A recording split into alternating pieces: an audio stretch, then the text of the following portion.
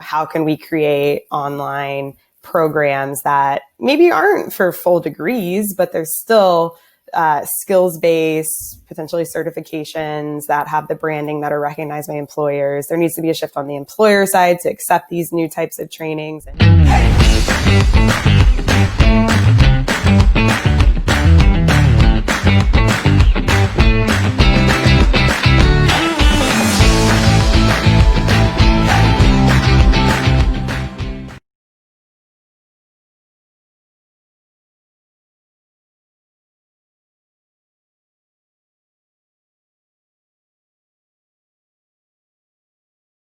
Tess Manning, thank you so much for joining me on 20 Minute Leaders. Good morning to you. Good evening to me. How are you? Thanks, Michael. Doing well. Great to be here. Appreciate the invitation. I'm very, very happy that you're here because we're going to talk about one of my favorite markets and industries that unfortunately I don't know nearly enough as much as I should, which is the education space. And you have a really fascinating trajectory all the way from working at a company like Pluralsight, which I've used and many of my friends use, all the way to now being a principal at the GSV Ventures and really focusing on the education sector more deeply. But in between, there were some other really incredible things like doing an MBA at Stanford, helping teach classes at Stanford. And we have to get started with your fun fact, which is the fact that you're a dancer at heart, and you actually taught some hip hop and dance to some people at Stanford in the VC space. That's right. That's right. So while I was at GSB, I was teaching what turned into a weekly hip hop dance class with one of my classmates to all of our classmates starting our first year. We have an end of the year musical that is essentially a parody of the GSB. And we roped in a lot of people to perform that year. A lot of women and men who had never danced before found out they had a love and passion for dance in their late 20s, early 30s. I was really inspired by that. And so my classmate and I started actually teaching around the Bay. And I think my favorite story is that Heidi Roizen at Threshold Ventures came to class, found out what we were doing, and she organized a group of women and a few men, and we taught them a full 3-minute dance over the course of 8 weeks and had a final performance at the Threshold office, which was incredible. Unbelievable. So Tess, walk me a little bit through your journey. Why education? Why Stanford MBA? What's going on over there? Yes. It's been an interesting journey. So I started my startup journey in New York. I had worked at a number of startups over the course of 7 years before moving to out to the West Coast for GSB. The first startup I actually worked at was during college. I was an intern at one of the first companies that was part of the first cohort of Techstars in New York. And they were an education technology company. And this was back in 2011. And their vision was to democratize, access to knowledge on the web and to help people adult learners, learn new topics in a fun way. That really resonated with me because I was really passionate about economic development and helping people all over the world find opportunities, which I think a lot of people, have a similar mission when they're in college. But this really felt like a viable way to do that. So I was really excited about the power of technology and spreading education. Had a few different companies that I worked at before coming back full circle to ed tech. Had worked at 2 other startups in New York that were both fast growth, learned kind of the ins and outs of lots of different functions from sales and account management to product, people operations and recruiting, really the full gamut aside from actually programming and designing, and fell in love with working with early stage startups. So right before I came to the GSB, I worked at a startup called Andela, which at the time was a tiny talent accelerator focused on high potential young people in Nigeria. And we were giving them 6 months of full stack training for free and then helping place them with long-term roles as distributed engineers. Really inspiring, life-changing for them, for us, for the teams that they worked with all over the world. Really demonstrated the power of diverse teams and is just an incredible win-win all around and commercially viable as well. So that startup now, there are over 2,000 engineers, their Series D company, really incredible. And so I was excited about that business model. So coming to the GSB, knew I wanted to stay in ed tech and workforce development. Spent my summer at Pluralsight right after they had IPO'd. And then coming out of the GSB, had to make that decision of going back to an early stage company, or, as fate would have it, found out that GSV Ventures, which is an ed tech venture fund that focuses on early stage founders, was hiring in tandem with growing their second fund. And so the stars kind of aligned, and turns out Andela and Pluralsight were both GSV portfolio companies, and it felt like the right next step. So I've been here for about a year now. That's remarkable. First of all, it sounds like over the course of your career, I mean, it's a phenomenal career, and you're so young already, so it's hugely impressive. But it sounds that in retrospect, it's pretty easy to draw the dots and to see this linear career. But was it a linear career? Did you imagine when you were in Africa that you're going to be in Pluralsight to the GSB to GSV? What was going on there? No. Absolutely not. I mean, it's hilarious when I look at the resumes of all my classmates at the GSB and compare them with mine. That so many of them have stories that they were making kind of very conscious, calculated decisions every step of the way, and then they got to the GSB and were like, "Oh my God, what now?" So I've always been a bit like, "Oh my God, what now?" And then once I got to the GSB, I actually had more clarity when I was here on what I wanted to do. So coming in, I mean, I might have been one of the only people that stuck to what I wrote in my essay. I wrote that I wanted to help education technology companies find viable business models, because historically it's been very difficult, right? And you can even see that on the funding landscape, on the number of public companies in ed tech, the number of growth companies, and that's all changing, especially this year, right? Which is great. But at the time, that was something I really wanted to focus on, and what I did coming at the other end. But getting there, yes, like crazy journey.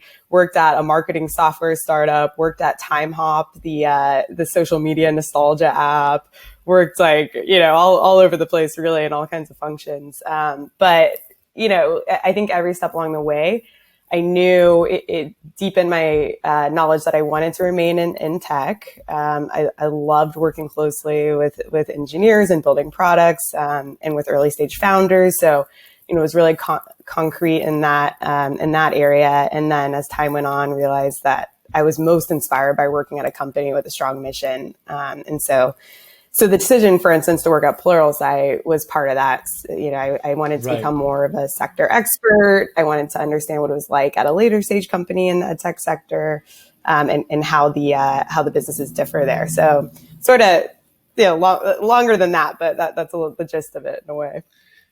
I have to learn a little bit about the education sector in order to really grasp what you're doing at the GSV and where your passion lies, because it sounds like you fell in love with ed tech and with finding a balance between the right business model to a high impact opportunity to really help people, obviously through your experience with Africa, but it sounds like it's deeper than that. Talk to me a little bit about this dissonance between finding a good business model for a high impact or social good company. Sure. So, to take a step back, looking at this problem through the lens of how we make investments at GSV, first and foremost, we always say that the greatest returns on the fund will come from the companies with the greatest impact and return on education, right? And so these are the companies that are going to reach the largest number of learners, or they will be lowering the cost of education, right? Resulting in being able to access more learners. They have strong efficacy with whatever product or service that they're offering.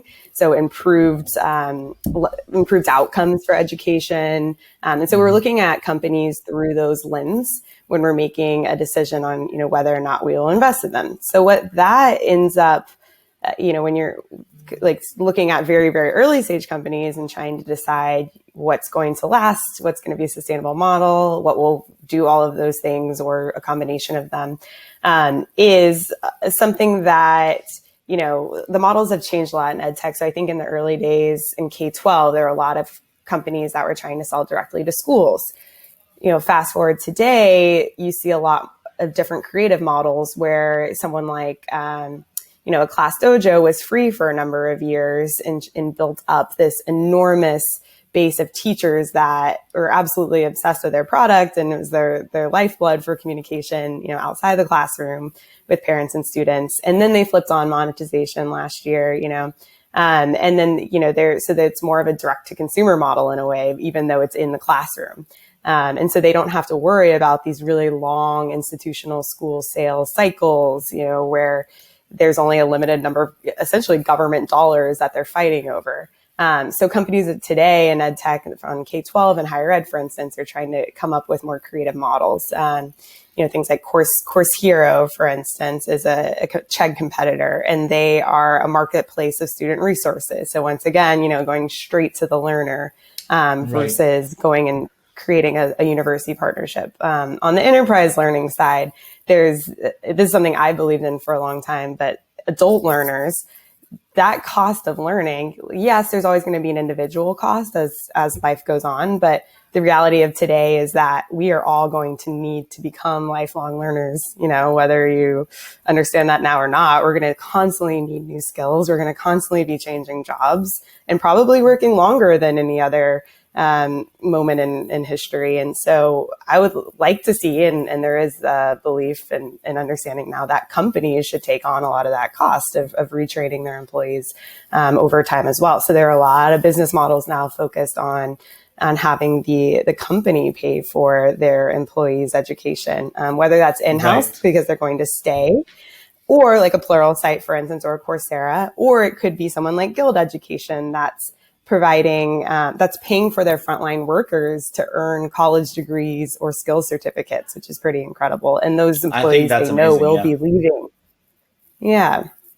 So I think that, I just had a fascinating class at the Graduate School of Engineering, a product management class where actually we were working with Target, and I was the only Stanford student there. We had somebody from Amazon, from Microsoft, from Google, and because they were coming in for external training to shift their priorities within the company, I believe some of them were moving from engineering to product management, and all of a sudden I find myself working with people that are 10, 15 years older. They have all sorts of different experiences, and that combined learning, I think obviously I'm getting much more excited and emotional when I think of companies that are doing it for the frontline workers to get college degrees and something like that. But it really looks like the world is changing. To what you were saying, what are some bigger problems that we are still thinking of today in terms of education, whether it's accessibility, it's information dissemination? What are some of those big picture things that we still haven't figured out?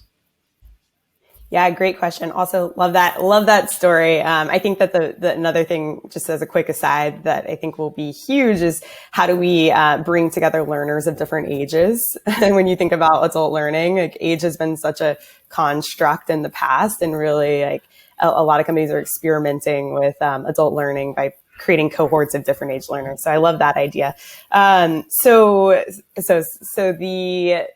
Sorry, I just lost track of the bigger. Now I was getting excited by what you were saying. The bigger question, other things. Yes, I could go off on so many tangents. It's because you're so passionate about these ideas. Or just rambling on.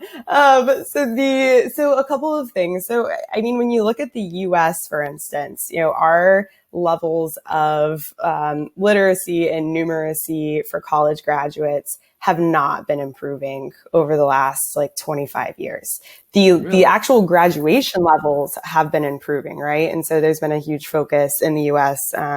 Over the past few, let's say, presidencies to increase graduation rates. We're now about an 88% national level, but there are, the actual outcomes of a college or a high school education are not there.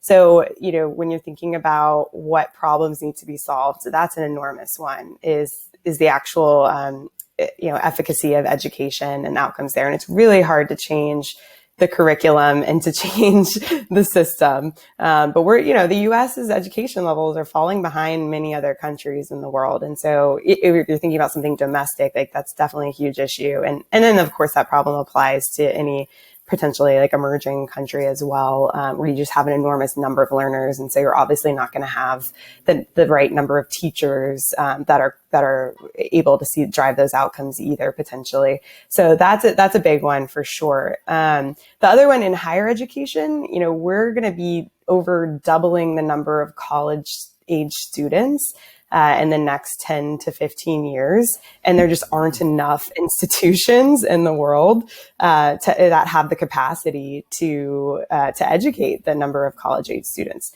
That's an enormous problem. Why is that that's happening?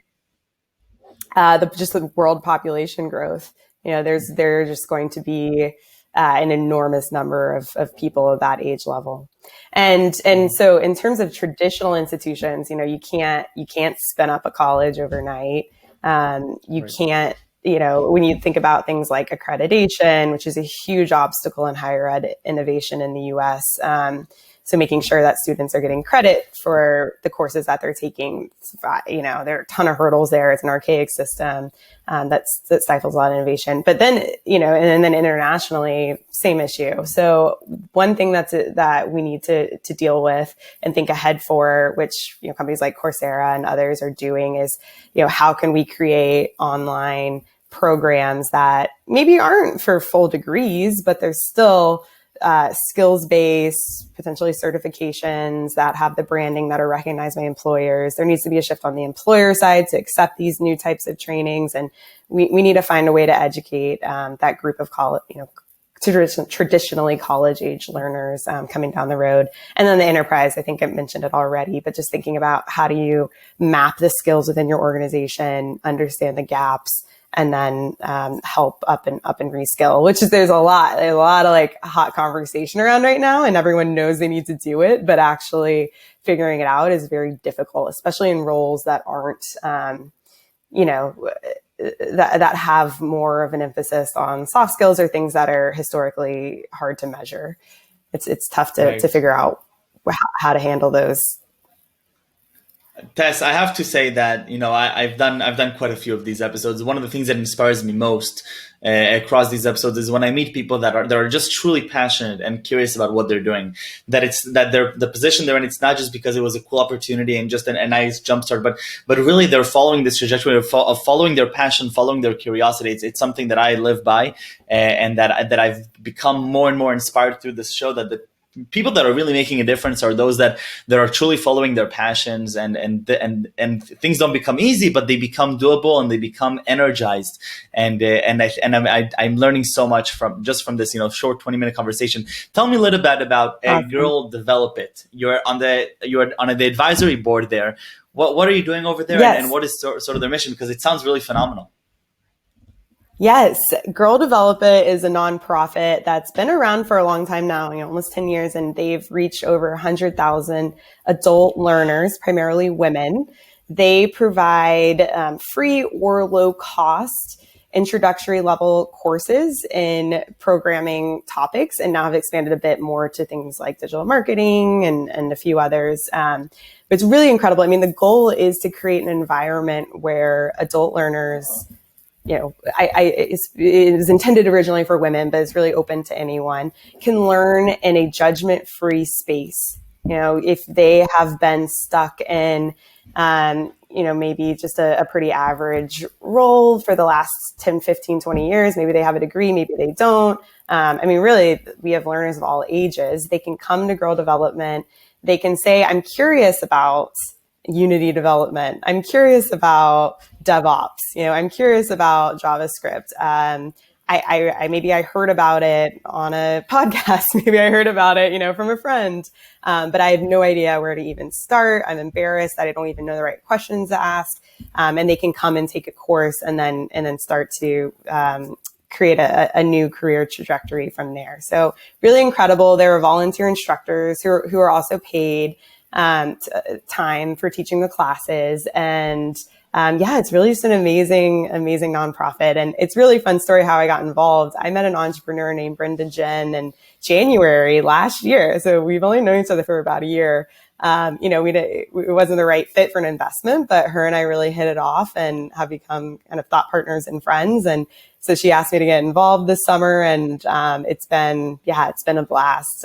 We had a mini conference. We got Unity involved to teach a course and sponsor it. And Unity's a partner of GSV. So it's just amazing to see how the education ecosystem, everybody really plays together and supports one another.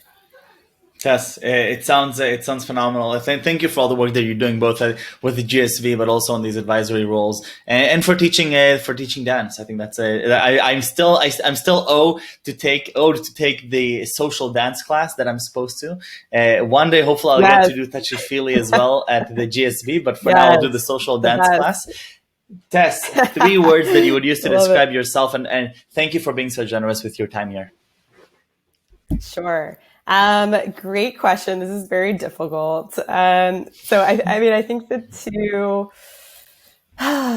two more obvious ones, if you will, I would say, number one, just optimistic. That's just, for better or for worse, part of my DNA.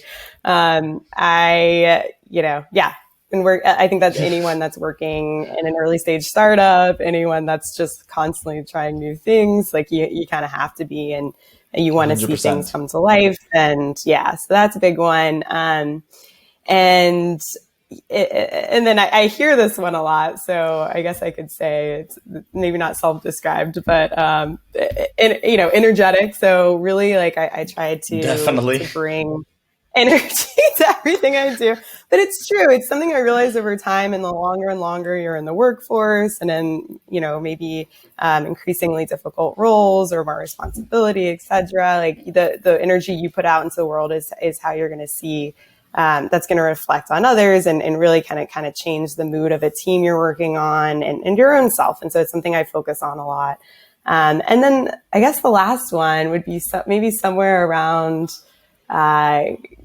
so I used to also teach kids creative movement in shelters in New York for 9 years with another nonprofit. So it was dance, but it was more creative movement. And I kind of love this idea of it, not just exactly creativity, but somewhere around like creativity, fluidity, where, no matter what's coming at you, you're able to kind of make something out of it. Feel something from it, adapt, like something along the lines of that. And so maybe it's more of a dance move. You're like living with a dance move.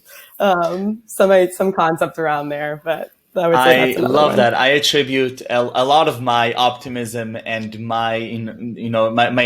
fact that I'm energized whenever something changes or whenever I'm tackling a challenge to the fact that I participated in a lot of high school musicals when I was back in high school. That was one of my favorite hobbies, and because it was all about interchanging ideas, and then the bridge would fall from the stage, because somebody pushed it by accident, and you have to now respond to it and have fun with it. We had exactly. So I attribute a lot of that to that. Tess, thank you so much. This was wonderful. Thank you for the inspiration. It was great. Thank you, Michael. That's awesome. And one day we'll put together a musical and SF together. 100%.